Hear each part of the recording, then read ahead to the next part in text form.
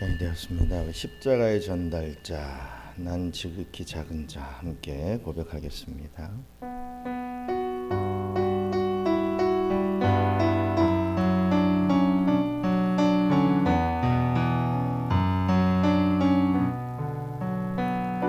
난 지극히 작은 자, 죄인 중에 괴수, 무익한 날 부르셔서 간절한 기대와 소망 부끄럽지 않게 십자가 전케 하셨네.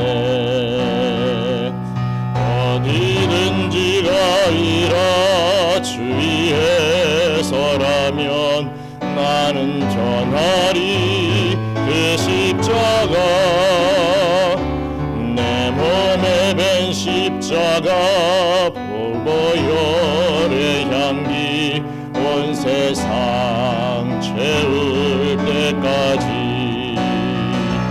살아도 주를 위해 죽어도 주를 위해 사나 죽으나 난 주의 것. 십자가의 능력 십자가의 소망 내 안에 주만 사시는 것. 난 지극히 작은 자 죄인 중에 괴수 무익한 날 부르셔서 간절한 기대와 소망 부끄럽지 않게 십자가 전케 하셨네. 내 사랑 나의 십자가. 하나님의 말씀 요한복음 18장 28절로 35절 말씀 보겠습니다. 그들이 예수를 가야바에게서 관정으로 끌고 가니 새벽이라 그들은 더럽힘을 받지 아니하고 유월절 잔치를 먹고자 하여 관정에 들어가지 아니하더라. 그러므로 빌라도가 밖으로 나가서 그들에게 말하되 너희가 무슨 일로 이 사람을 고발하느냐. 대답하여 이르되 이 사람이 행악자가 아니었더라면 우리가 당신에게 넘기지 아니하였겠나이다. 빌라도가 이르되 너희가 그를 데려다가 너희 법대로 재판하라. 유대인들이 이르되 우리에게는 사람을 죽이는 권한이 없나이다 하니 이는 예수께서 자기가 어떠한 죽음으로 죽을 것을 가리켜 하신 말씀을 응하게 하려 함이러라. 이에 빌라도가 다시 관정에 들어가 예수를 불러 이르되 내가 이 유대인의 왕이냐. 예수께서 대답하시되 이는 내가 스스로 하는 말이냐 다른 사람들이 나에 대하여 내게 한 말이냐. 빌라도가 대답하되 내가 유대인이냐. 내 나라 사람과 대제사장들이 너를 내게 넘겼으니 내가 무엇을 하였느냐. 아멘. 오늘 빌라도 앞에 서신 예수님이라고 하는 제목으로 말씀 증거하기를 원합니다. 진짜 왕은 누구인가? 라고 하는 사실이죠. 예수님은 전 대제사장이었던 안나스에 의해서 신문을 받았다라고 지난주에 말씀을 드렸습니다. 그러나 우리 예수님께서는 그 어떠한 죄도 찾을 수가 없었죠. 안나스는 죄를 만들어서라도 예수를 처벌해야 했습니다. 왜입니까? 그래야 자기의 기득권을 지켜낼 수 있었기 때문입니다. 자기 자신의 것을 빼앗기지 않기 위해서, 자기의 유익을 지키기 위해서 누군가 하나를 처벌하고 죽여야 하는 그런 모습입니다. 이렇게 안나스는 비겁했습니다. 그리고 예수님은 사랑하는 제자 베드로의 배신까지도 지켜봐야 했습니다. 목숨까지 바쳐서라도 예수를 끝까지 따르겠다며 자신을 지나치게 과신했던 베드로였죠. 그러나 베드로는 무엇을 보게 됩니까? 나약해 빠진 예수님을 보고 실망하고 말았습니다. 그는 예수님의 예언대로 다구기 전 3번이나 예수님을 부인하게 됩니다. 이렇게 베드로도, 예수님의 제일 측근이었던 수제자 베드로도 비겁했다라고 말씀을 드렸습니다. 그리고 오늘 본문에 보면요, 예수님은 이 가야바 집으로 끌려갑니다. 이 가야바 집에서 긴급 산헤드린 공회의 재판이 열리기 때문이죠. 우리 요한복음 18장 28절 같이 읽겠습니다. 그들이 예수를 가야바에게서 관정으로 끌고 가니 새벽이라. 그들은 더럽힘을 받지 아니하고 유월절 잔치를 먹고자 하여 관정에 들어가지 아니하더라. 이런 요한복음은 이 가야바의 집에서 열린 재판의 내용, 그 내용들이 있지만 이 내용은 생략합니다. 하지만 이 복음서에서 마태복음 26장과 마가복음 14장, 누가복음 22장에서는 이날의 이 재판의 내용을 자세하게 기록하고 있죠. 예수님은 매수된 거짓 증인들에 의해서 모함을 받으시고 신성 모독죄로 결국 산헤드린 공회 재판에서 사형 선고를 받게 되십니다. 우리 마가복음 14장 64절 한번 읽어볼까요? 그 신성 모독하는 말을 너희가 들었도다. 너희는 어떻게 생각하느냐 하니 그들이 다 예수를 사형에 해당한 자로 정죄하고. 이 모든 재판의 과정이 대제사장과 바리새인과 서기관들의 계략으로 이렇듯 하룻밤 만에 일사천리로 진행이 되는 것을 봅니다. 그래서 결국 예수님은 본디오 빌라도의 관정으로까지 끌려가게 되는 것이죠. 오늘은 예수님께서 빌라도에게서 재판을 받으시는 그 의미가 무엇인지, 또 빌라도의 심판 과정을 통해 우리가 얻을 수 있는 진리의 내용이 무엇인지 함께 살피며 은혜를 나누기를 원합니다. 먼저 첫째로 말씀대로, 우리 예수님의 말씀대로 세상의 심판을 받으셨다. 그냥 어찌어찌 하다가 뭐 어떤 상황 때문에 심판을 받으신 게 아니라 구약의 말씀대로, 예수님이 하셨던 그 말씀대로 세상의 심판을 받으시더라라는 것입니다. 산헤들린 공회는 예수를 처벌해 달라고 새벽부터 빌라도를 찾아왔습니다. 그러나 28절에 보면요, 이 날이 유월절 식사를 먹는 날이어서 정결 예식에 따라서 이방인의 집에는 들어갈 수가 없었다라고 기록하고 있지요. 당시 유대인들은요, 이방인 집에 들어가면 7일 동안 부정해진다, 이렇게 믿었습니다. 그것을 철저하게 지켰죠. 그래서 유월절 7일 전에는 이방인 집에 들어가지 않았던 것을 봅니다.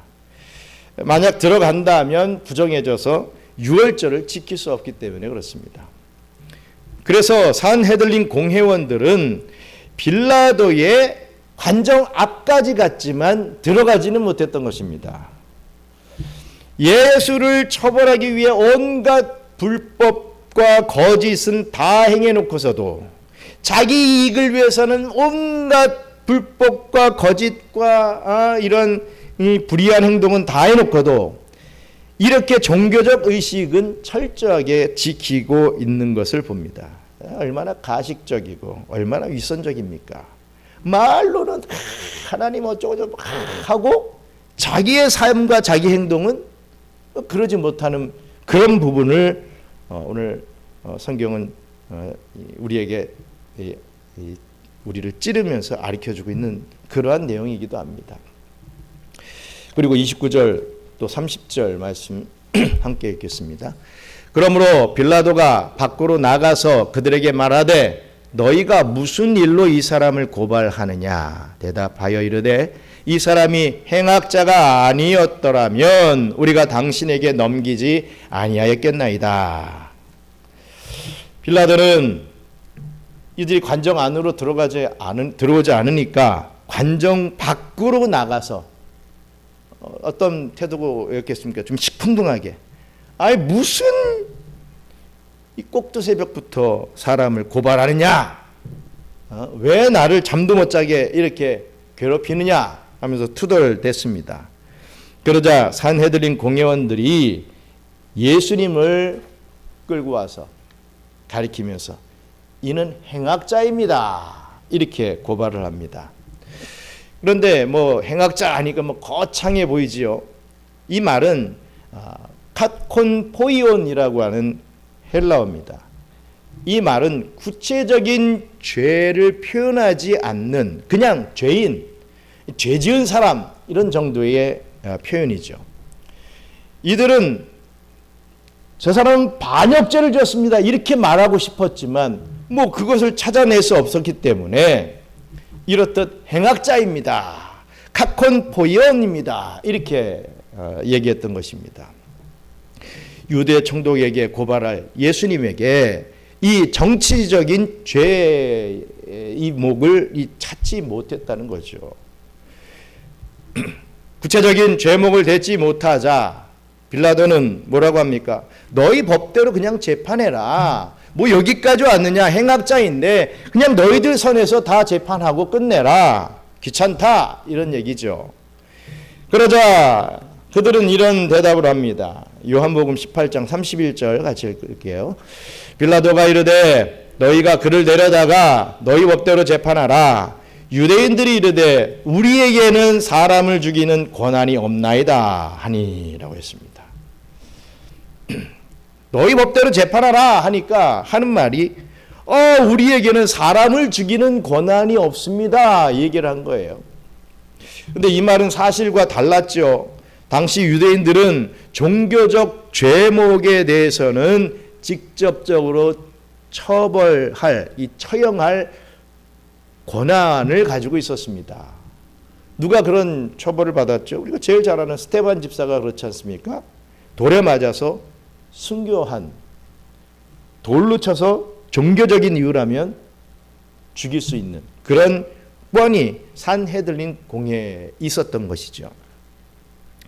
그런데 왜 이런 거짓말을 하고 있습니까? 우리에게는 권이 없어요. 왜 이런 거짓말을 합니까?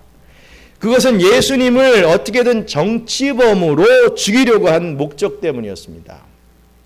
그냥 잡범이 아니라 그냥 뭐 신성 모독을 한 정도가 아니라 거대 나라 이 로마, 지금 이 나라를 지배하고 있는 로마에 반역했다라고 하는 반역죄로 죽이려고 했던 것이죠.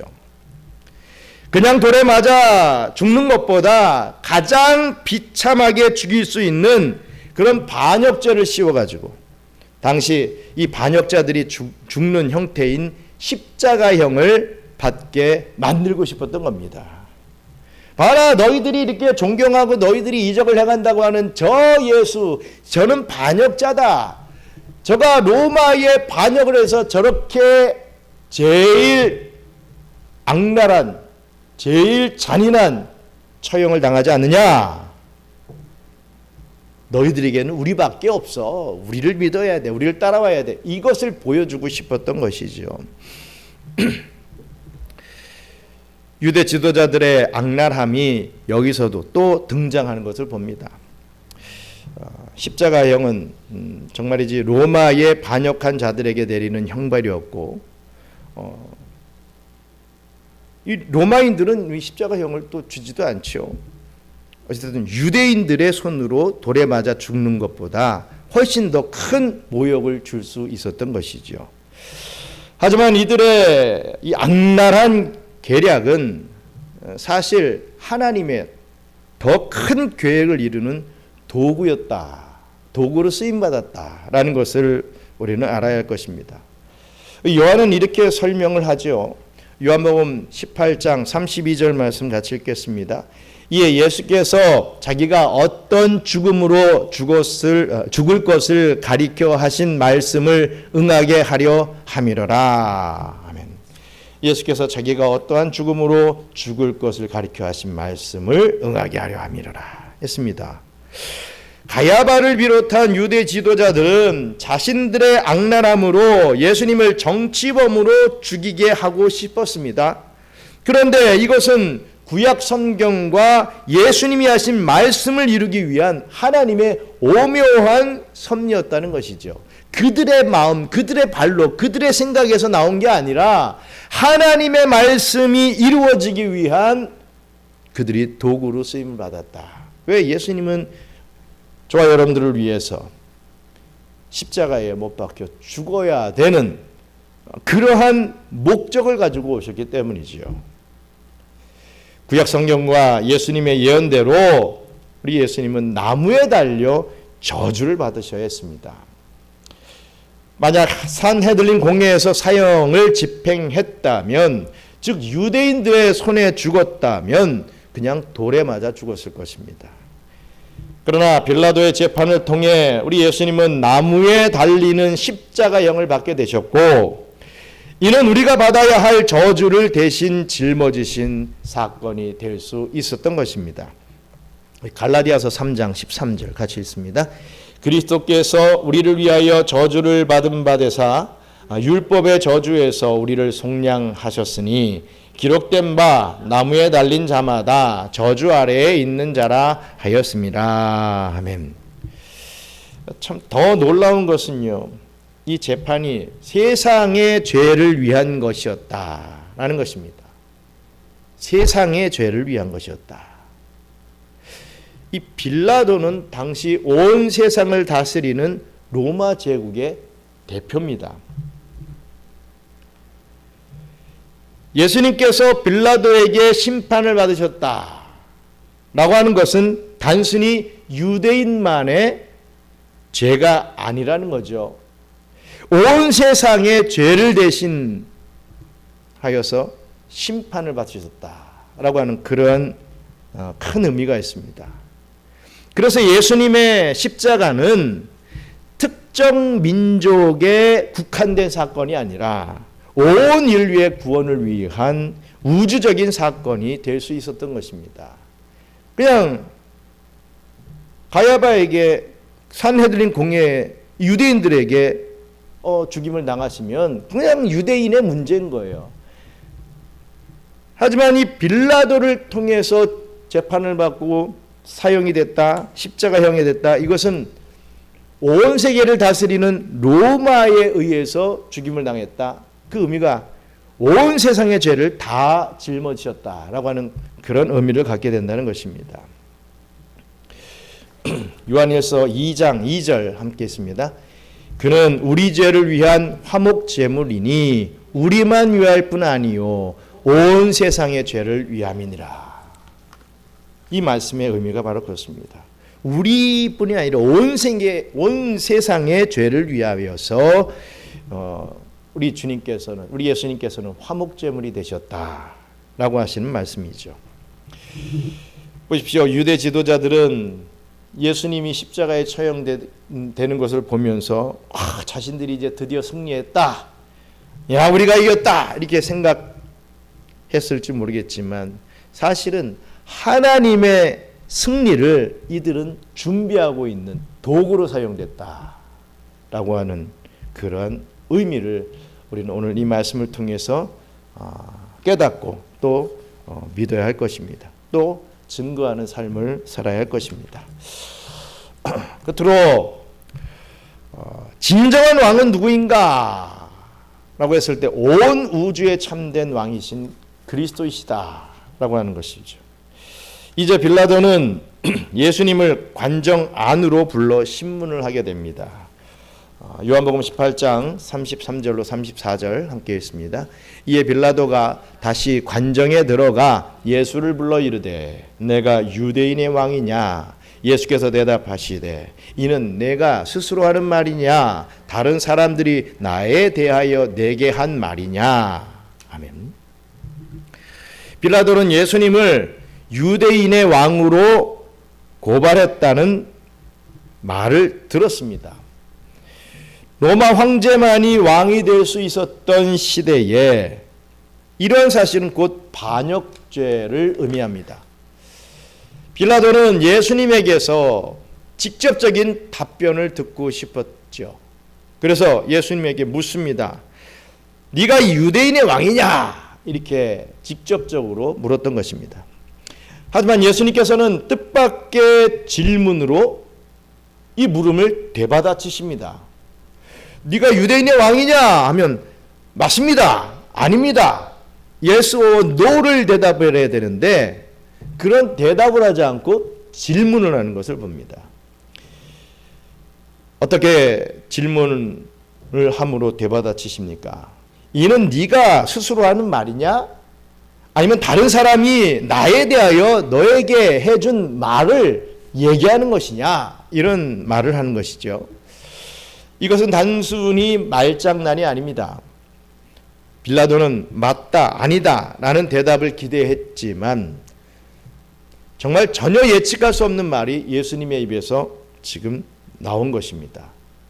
사실 문맥적으로 맞지 않는 말을 예수님께서 하신 것이죠. 그러나 자세히 보면 이 말이 얼마나 위대한 질문인지 우리는 알 수 있게 됩니다. 이 질문은요, 예수님이 빌라도에게 그리고 오늘날 우리 모두에게 던지는 예수님의 가장 중요한 질문이라는 거죠. 예수님이 빌라도에게, 아니 오늘날 저와 여러분들에게 던지는 질문이다. 정말 중요한 질문입니다. 너는 나를 스스로 왕으로 믿고 있느냐? 아니면 다른 사람들의 말이나 지식 때문에 나를 왕이라고 말하고 있느냐? 라고 예수님께서는 우리에게 묻고 계신 것입니다. 지식적으로 예수님을 아는 것은 아무런 소용이 없다는 것이죠. 목사에게서 혹은 교로부터 혹은 부모와 형제로부터 예수님에 대해 그렇게 배웠고 들었기 때문에 그렇게 말하는 것은 아무런 소용이 없다는 것입니다. 과연 내가 지금 내 인격 속에 예수님과 내가 과연 어떠한 관계가 있고 지금 예수님은 나에게 있어서 과연 어떠한 존재이시고 그분이 내 삶의 주인으로서 나는 그분께 순종의 삶을 살아드리고 있는가가 너무나도 중요한 우리의 문제라고 하는 것입니다. 예를 들어서 한 젊은이가 교회에 나왔습니다. 처음 나왔죠. 근데 설교 시간에 목사님께서 예수님을 당신의 구주와 왕으로 모시겠습니까? 하고 묻습니다. 젊은이는 옆 사람들을 보면서 머뭇거리다가 다른 사람들이 아멘, 옆에 앞에 다 아멘 하는 소리를 듣게 되니 자신도 그냥 따라서 아멘 했습니다. 입에서 아멘은 했지만 이 젊은이는 그 삶이 변하지 않았습니다.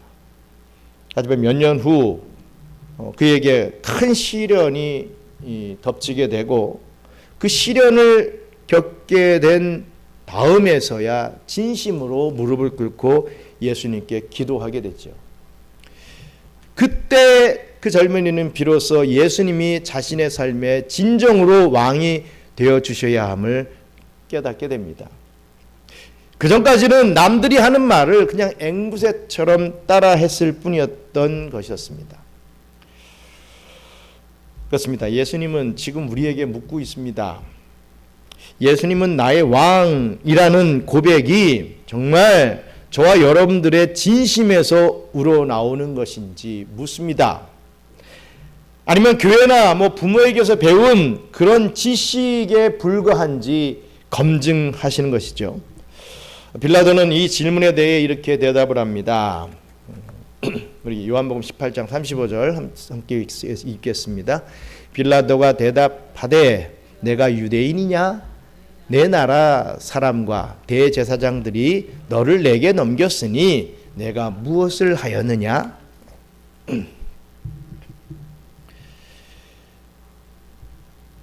빌라도는 내가 유대인이냐? 내가 너희와 같은 유대인이냐? 이런 말로 대답을 회피했던 것이죠.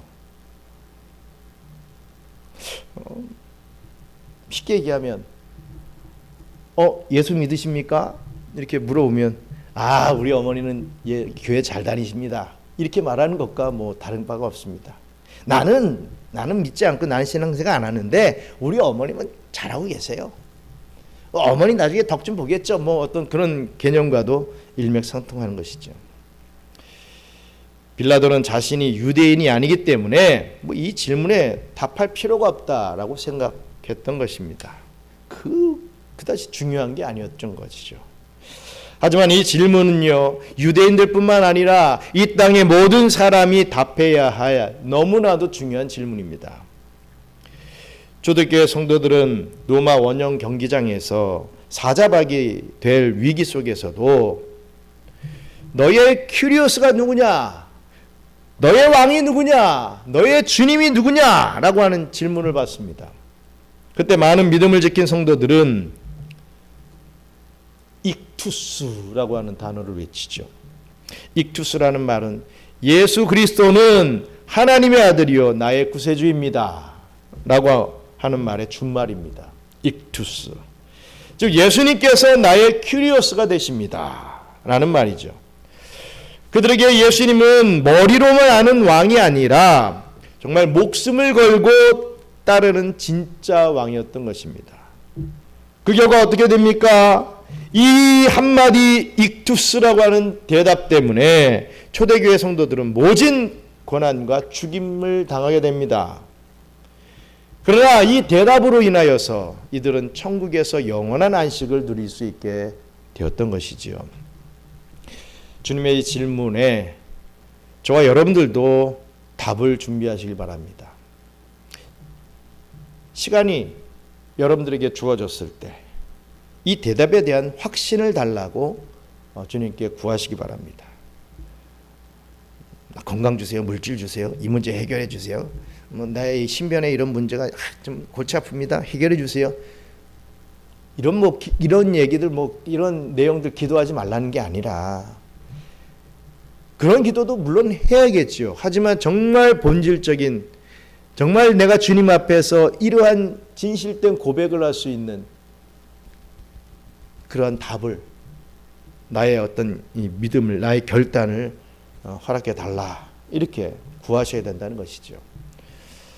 그리고 진정 주님께서 나의 주인이 되셔서 철저한 종의 자세로 살게 해달라고 주님께 구하시기 바랍니다. 우리는 하나님이 우리를 위해 사람이 되셨고 또 우리를 위해 죽으셨으며 또 우리를 위해 다시 살아나사 우리를 다스리고 계시다는 것을 진정으로 믿고 고백해야 합니다. 오늘 본문의 이 장면을 다시 한번 보시기 바랍니다. 재판을 받는 것처럼 보이는 예수님이 사실은 빌라도를 지금 심판하고 있습니다. 이 장면은 예수님께서 이 땅에 오셔서 온 세상을 심판하실 때 우리에게 물으실 질문을 미리 보여주고 계신 것이죠. 너는 내가 왕임을 인격적으로 또 체험적으로 또 실천적으로 알고 있느냐? 아니면 지식적으로, 가식적으로, 형식적으로 그렇게 말했을 뿐이냐? 빌라도는 자신이 예수님을 재판하고 있다고 착각했죠. 하지만 아니었습니다. 여러분, 우리도 이런 같은 착각에 빠져서는 안 되겠습니다. 우리는 예수님이 어떤 분인지 감히 판단할 수 없는 미천한 죄인일 뿐임을 우리는 고백해야 합니다. 항상 비교평가에서 쟤보단 낫잖아요. 우리 주님 앞에서 절대로 그러한 대답은 아무 소용없습니다. 나쁜 놈보다는 내가 그래도 좀 나니까요. 이게 대답입니까? 방구입니까? 우리 주님 앞에는 통하지 않는다 이거죠. 오직 예수님만이 우리를 판단하십니다. 사랑하는 경양선교교회 성도 여러분, 죄 없으신 그리스도께서 세상의 재판장에게 정죄를 받으시고 결국에는 십자가를 지시게 됩니다. 그분께서 정죄 받으신 것은 바로 우리의 죄 때문이죠. 나의 죄 때문입니다. 그리스도께서 우리가 받아야 할, 내가 받아야 할 하나님의 심판을 대신 받으셨습니다. 그러므로 이제 우리에게는 더 이상 정죄함이 없습니다. 우리의 죄의 문제는 깨끗이 해결된 것이죠. 그렇다면 우리가 해야 할 일은 단 하나입니다. 바로 예수님을 우리의 왕으로 높이는 삶을 살아가야 되는 것이죠. 죄 문제 정죄함이 없다니까 회개하지 않아도 되겠네요. 이 얘기는 아니죠. 죄 문제에 해결을 허락해 주셨고 우리가 그것을 믿고 주님 앞에 지은 날마다의 이 죄들을 회개해야죠. 우리가 예전에 지은 죄 때문에 무슨 원죄 때문에 우리가 지옥 가고 이런 개념이 아니라는 것입니다. 하나님의 택한 백성은 이 죄 문제는 해결이 된 사람이라 이거죠. 하나님을 나의 구주로 믿고 고백한 자들은 해결됐다 이겁니다. 그러면 이 죄 문제를 해결받은 자들이 무슨 삶을 살아야 되느냐? 예수님을 우리의 왕으로 높이는 그런 삶으로 나가야 된다는 것입니다. 그렇습니다. 예수님을 위해 살아가시길 바랍니다. 이 복음을 마음 깊이 새기고 살아가시는 저와 우리 경영의 모든 성도님들 되시기를 주님의 이름으로 간절히 축원합니다. 기도하겠습니다. 그렇습니다. 나는 정말 예수님을 왕으로 높이는 삶을 살고 있는가? 아니면 나의 자녀를, 나의 남편을, 나의 아내를 왕으로 극진히 모시는 그런 모양새인가? 말로는 예수님이 나의 왕이십니다 이러면서 결정적인 순간이 딱 되면 그냥 그 말은 온데간데 없어지고 나 자신으로 돌아갑니다. 나의 이권, 나의 어떤 유익들, 내 가족, 내 자녀, 남편, 내 직장생활, 내 기업, 이것으로만 막 국할이 되는 것이죠. 예수님이 우리의 왕입니다. 온데간데 없어집니다. 우리 주님께서는 죄 문제를 해결받은 우리들에게 요구하는 삶, 바로 예수를 우리의 왕으로 높여라. 나를 너희의 왕으로 섬겨라. 내가 너를 다스린다.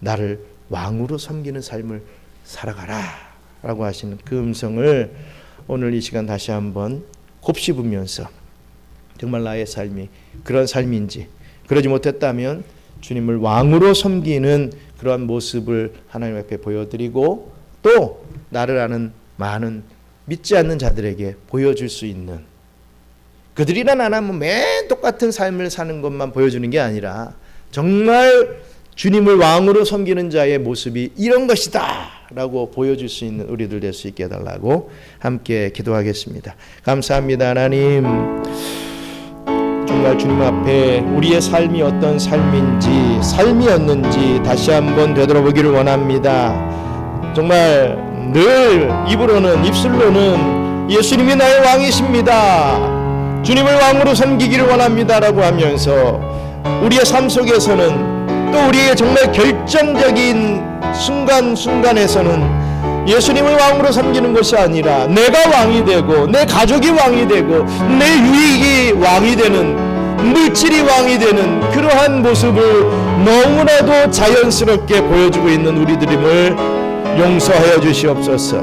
정말 주님을 왕으로 모시는 그런 백성들의 모습인지를 다시 한번 되돌아보면서 회개하길 원합니다. 주님 용서하여 주시고 더욱더 주님을 왕으로 섬기는 그러한 복된 삶을 살아드릴 수 있도록 우리 주님께서 인도하여 주시옵소서. 감사합니다. 하나님, 우리 주님께서는 우리를 위하여 십자가에 못 박혀 죽어주시면서 나를 왕으로 섬겨라 라고 하시는, 왕으로 섬기는 자의 모습의 삶을 살아라 라고 하시는데 과연 우리가 어떠한 모습의 삶을 살고 있는지 다시 한번 우리를 되돌아보기를 원합니다. 맨 남만 되돌아보지 말고 남의 이 티만 보려고 하지 말고 우리 안에 있는 이 들보를 바라보며 통회하며 회개할 수 있는 저희들 되게 도와주시옵소서. 우리가 한 말을 정말 주님을 왕으로 섬기겠습니다. 순종하겠습니다. 헌신하겠습니다. 사랑합니다. 라고 내 입술로 뱉었던 그 말을 책임질 수 있는 맨 부도수표만 내며 끝나버리는 우리의 인생이 아니라 정말 그 말을 하나하나 물론 우리의 죄 많은 인간이기 때문에 인생이기 때문에 우리가 다 잘 지킬 수 없지만 그래도 지키려고 노력하는 모습을 하나님 앞에 보여드릴 수 있는 아니 노력하는 모습 정도만 또 깨짝깨짝 보여주고 끝나는 게 아니라 정말 어떤 결과를 가지고 하나님 앞에 나아갈 수 있는 저희들의 삶이 될 수 있도록 역사하여 주시옵소서. 아버지 하나님 우리를 승리자로 만들어 주셨사오니 승리자의 삶을 그 모습의 삶을 살아드릴 수 있도록 역사해 주시옵소서. 감사를 드리며 모든 말씀 예수님 이름으로 기도드리옵나이다. 아멘. 주기도문으로 마치겠습니다. 하늘에 계신 우리 아버지여 이름이 거룩히 여김을 받으시오며 나라의 마옵시며 뜻이 하늘에서 인 것 같이 땅에서도 이루어지이다. 오늘날 우리에게 일용할 양식을 주옵시고 우리가 우리에게 죄진 자를 사하여 준 것 같이 우리 죄를 사하여 주시옵고 우리를 시험에 들게 하지 마시옵고 다만 악에서 구하옵소서. 나라와 권세와 영광이 아버지께 영원히 있사옵나이다. 아멘.